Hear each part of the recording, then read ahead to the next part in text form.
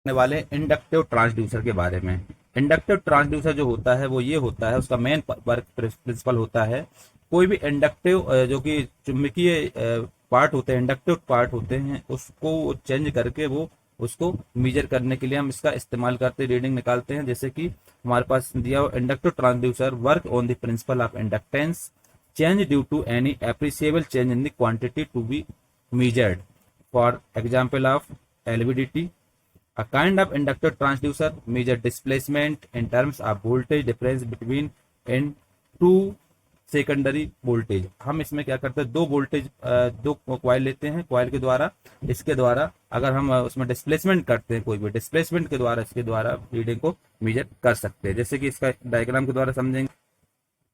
Inductor transducer का ये diagram है, ये इसमें आयरन वाला पार्ट है, सेकंड पार्ट है इसमें कोर, कोर में इसमें कॉइल लगी हुई है, कॉइल लगाकर इसमें यहाँ पर मीटर दिया हुआ है और यहाँ पर एक्साइटर दिया हुआ है। अब इसमें क्या होता है, जो आयरन होता है, कभी भी आप देखोगे जब भी चुंबकीय पार्ट के पास में अगर हम कोई भी आयरन को अगर डिस्प्लेस करते हैं, स्लाइड करते हैं अगर, तो उसके द्वारा क्या होता है, इसमें एक एनर्जी जनरेट होती है। जो एनर्जी जनरेट होती है उसके द्वारा हम इसमें आउटपुट रिजल्ट निकालते हैं। जैसे कि इसमें आपको दिख रहा है, ये आयरन पार्ट है, आयरन पार्ट और चुंबकीय पार्ट जो होता है उसके बीच में एक एयर गैप होता है, जिसके द्वारा एयर सप्लाई होती है यहाँ पे। अगर हम इस आयरन पार्ट को अगर डिस्प्लेसमेंट करते हैं, अगर इसको स्लाइड करते हैं इस टाइप से आगे की तरफ और पीछे की तरफ अगर स्लाइड करते हैं कंटिन्यू, तो स्लाइड करने पर इसमें एयर गैप के द्वारा इसमें एक एनर्जी जनरेट होती है, जो कि चुंबकीय प्रभाव के कारण इसमें जनरेट होती है, और जो कि कॉइल के द्वारा उस एनर्जी के द्वारा हम उसको रीडिंग निकाल सकते हैं। इससे हम ये मेजर कर सकते हैं कि अगर हम कोई भी पार्ट को कितना डिस्प्लेसमेंट हो रहा है वो इसमें रीडिंग निकल आएगी। तो ये मीटर जो होता है, मीटर में रीडिंग निकल आती है, और एक्साइटर जो होता है इसके द्वारा इसको जो कॉइल होता है, कॉइल इसको अटैच करता है। तो इसमें आपका ये कोर है, चुंबकीय कोर है, मैग्नेटिक कोर है, एंड ये आयरन है, और यहाँ पर बीच में जो छोड़ा हुआ ये एयर गैप है, और यहाँ पर एक कॉइल लगाई हुई है, कॉइल के द्वारा इसमें मीटर लगा हुआ है, इसमें रीडिंग आउटपुट रिजल्ट निकलता है। ये कहलाता है इंडक्टिव ट्रांसड्यूसर।